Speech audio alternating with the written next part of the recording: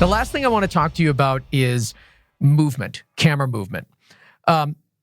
There's a significant amount of movement in this film, but it's all very tasteful, for lack of a better word. Talk to me about your philosophy for movement in this film and how you executed it. Part of what we're trying to get across was that these are young, dynamic, useful, passionate people. And they're moving forward. They're doing things. They're trying to change the world that they're in. And we wanted a constant movement to kind of echo that. They're alive. But again, it's going back to sort of classic 60s. It's track and dolly. It's very simple, and it's always very considered.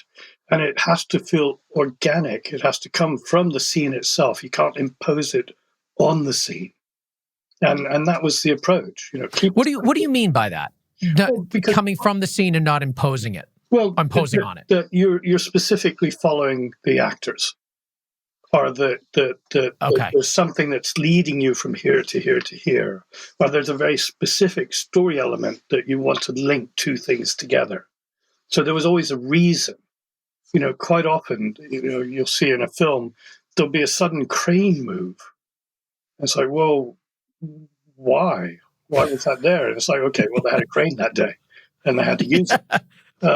So it's we got to use this thing. We paid for it. I can see a producer in the background screaming that.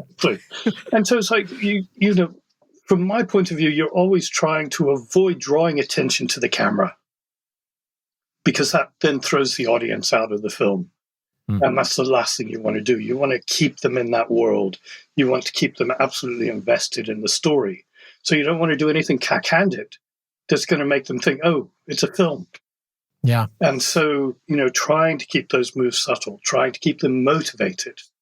If there was no reason to move, then we didn't move. So it's, again, simplicity goes back very similar to the style of a lot of the films shot in that era. Yeah.